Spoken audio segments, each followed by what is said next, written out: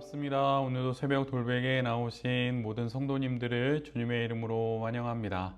주의 은혜로 우리 모두가 또 새롭게 한 주를 시작할 수 있게 되었는데요. 오늘도 역대상 말씀 함께 묵상하고 또 이 말씀으로 이 하루도 또 이 한 주도 잘 살아가는 우리 모두가 되기를 바랍니다. 오늘 우리에게 주시는 하나님의 말씀은 역대상 17장 1절로 4절까지의 말씀입니다. 다윗은 자기의 왕궁에 살 때에 예언자 나단에게 말하였다. 나는 백향목 왕궁에 살고 있는데 주님의 언약궤는 아직도 휘장 밑에 있습니다. 나단이 다윗에게 말하였다. 하나님께서 임금님과 함께 계시니 무슨 일이든지 계획하신 대로 하십시오. 그러나 바로 그날 밤에 하나님께서 나단에게 말씀하셨다. 너는 내 종 다윗에게 가서 전하여라. 나 주가 말한다. 내가 살 집을 내가 지어서는 안 된다. 아멘. 오늘은 역대상 17장의 말씀을 갖고 하나님이 거절하실 때 이런 제목으로 함께 하나님 말씀을 나누도록 하겠습니다. 어느 날 다윗성에서 평안히 지내던 다윗이 불현듯 한 가지 생각을 하게 됩니다. 그것은 자신은 이제 하나 된 이스라엘의 왕이 되어서 백향목으로 지어진 좋은 성에 있지만 하나님의 언약궤는 휘장 아래에 있다는 것을 그가 새삼스럽게 알게 됩니다. 그래서 다윗은 하나님의 법궤를 놓을 수 있는, 즉 하나님께서 거하실 수 있는 성전을 짓기를 결심합니다. 그리고는 자신이 신뢰하는 선지자인 나단에게 의견을 묻게 되지요. 나단도 이것을 좋게 여기고 다윗에게 마음에 품은 대로 하라고 그렇게 조언을 합니다. 그래서 다윗은 자신의 결심을 따라 하나님을 위해서 성전을 지으려고 합니다. 그런데 바로 그날 밤 하나님께서 나단 선지자에게 나타나십니다. 그리고 그에게 언제 하나님께서 이스라엘 백성들에게 하나님을 위해 성전을 지으라고 하신 적이 있는지 반문하십니다. 그리고 다윗과 나단이 생각했던 하나님 성전의 건축을 거절하시지요. 그리고 다윗이 아니라 그 뒤에 다윗의 후손 중에 한 사람이 하나님의 이름을 위하여 성전을 건축할 것이라고 그렇게 말씀을 해 주십니다. 하나님께서 다윗의 제안을 거절하신 것이죠.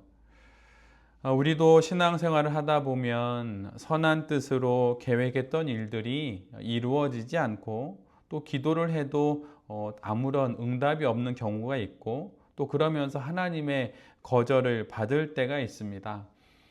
그럴 때 우리는 어떻게 해야 할까요? 하나님이 거절하실 때 우리는 어떻게 해야 하겠습니까? 사실 성경을 읽어보면 성경 속에서 이렇게 하나님으로부터 거절을 받은 이들은 많이 있습니다. 오늘 본문에 다윗이 그러하고 또 아시아로 복음을 전하러 가겠다는 그 바울도 하나님으로부터 거절을 받습니다. 이스마엘로 후손을 삼겠다는 아브라함에 대한 하나님의 거절이 있고, 그리고 우리 주님 예수 그리스도의 겟세마네 동산에서의 그 기도에 대한 하나님의 거절도 있습니다.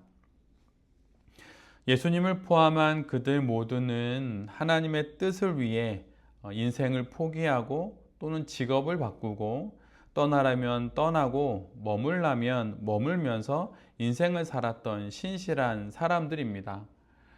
그런데 결정적인 순간 하나님께서 이들의 뜻을 거절하십니다. 겟세마네 동산에서의 예수님의 그 간절한 기도에 대한 하나님의 거절은 참으로 가슴 아픈 거절이지요. 그렇다면 하나님은 왜 우리를 거절하시는 것일까요? 왜 우리의 간절한 기도에 응답해 주시지 않고 또 다른 것을 말씀해 주실까요? 그것은 그 거절이 우리를 위해 더 좋은 것이기 때문입니다. 그런데 이것은 참으로 받아들이기가 쉽지 않은 말씀입니다. 또한 이해하기가 어려운 말씀이지요. 그런데 우리 주님 예수 그리스도도 아마 우리와 같은 마음이셨을 것입니다. 예수님은 하나님의 그 거절 앞에 정말 왜 그러시는지 도저히 이해할 수 없는 마음을 그분도 품으셨을 것입니다. 그러나 예수님은 하나님의 그 거절을 그대로 받아들이셨고 결국에는 십자가에 달려 돌아가십니다. 그런데 여기가 끝이 아니지요. 예수님은 다시 부활하셔서 하늘에 오르시어 지금은 하나님 보좌 우편에 앉아 계셔서 우리를 인도하고 계십니다. 하나님의 거절에 대하여서 사람들의 여러 의견이 오가는 말씀은 성경 중에 특별히 욥기입니다. 욥기의 가장 유명한 말씀 중 하나가 23장 10절의 말씀이죠. 제가 개역 한글로 읽어드리면 나의 가는 길을 오직 그가 아시나니 그가 나를 단련하신 후에는 내가 정금같이 나오리라. 욥의 세 친구들은 하나님이 욥 앞에 펼쳐놓으신 그 길을 자신들이 빤히 다 보았고 이미 다 가본 것처럼 그렇게 말을 합니다. 하나님만이 아는 그 욥의 인생을 자신들이 다 알고 있는 것처럼 그렇게 말하는 것이지요. 이해될 수 없고 또 설명될 수 없는 상황임에도 불구하고 친구들은 어떻게든 자신들의 지혜와 지식 안에서 욥의 상황을 설명하려 듭니다. 그러나 이해할 수 없는 그 현실을 해석할 능력이 없었기에 그들 모두는 결국은 무리수를 두게 됩니다. 이사야 45장 15절에 이런 말씀이 있습니다. 진실로 주는 스스로 숨어 계시는 하나님이십니다.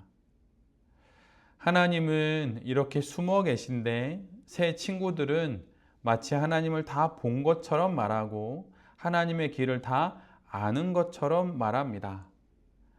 그런데 바로 하나님의 거절 앞에 선 우리들도 이러한 모습일 때가 아주 많지요.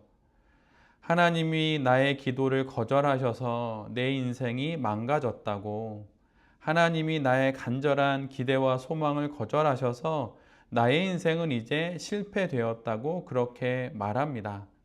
그러나 하나님의 그 거절은 결국 우리 모두에게 더 좋은 것을 주시기 위한 하나님의 계획인 것입니다.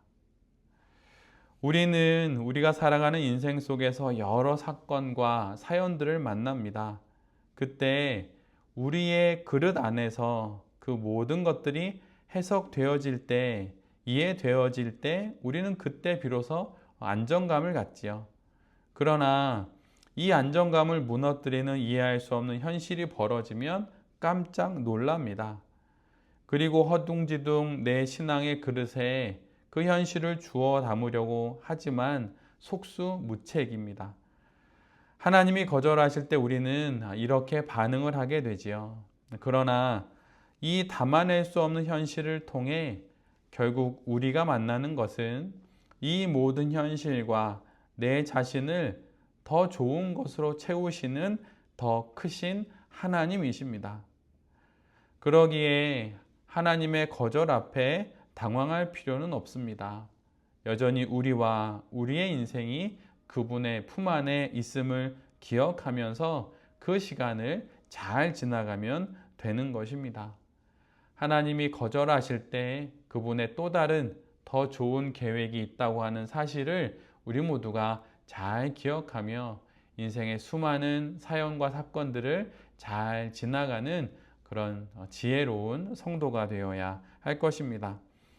새롭게 한 주를 시작하게 됩니다. 우리의 모든 일을 통해 결국 하나님께서 우리 모두에게 가장 좋은 것을 이루실 것을 믿고 이 한 주도 이 믿음으로 잘 살아가는 새벽 돌베개의 모든 성도님들과 또 이 말씀을 전하는 제 자신이 될 수 있기를 간절히 기도드립니다. 아멘. 함께 기도하겠습니다. 주님을 믿은 지 꽤 오래되었고 그 가운데 기도로 여기까지 왔지만 어려움 앞에 서게 될 때 하나님께서 우리의 요청과 기도를 거절하실 때 마음이 어렵습니다.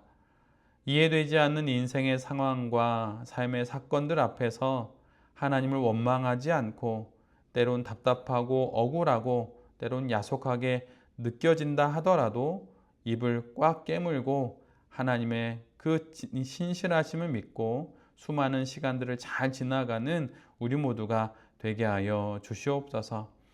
하나님의 거절하심이 결국은 우리에게 더 좋은 것을 주시기 위함임을 기억하고 하나님 말씀 붙잡고 기도하면서 매일매일을 잘 살아가는 우리 모두가 되게 하여 주시옵소서. 다시 한 주간을 시작하게 됩니다. 이 한 주간에 있을 모든 일 가운데 우리 곁에 임마누엘로 함께하여 주시고 에베네셀로 우리를 도와 주시옵소서. 이 모든 말씀 예수 그리스도의 이름으로 기도드립니다. 아멘.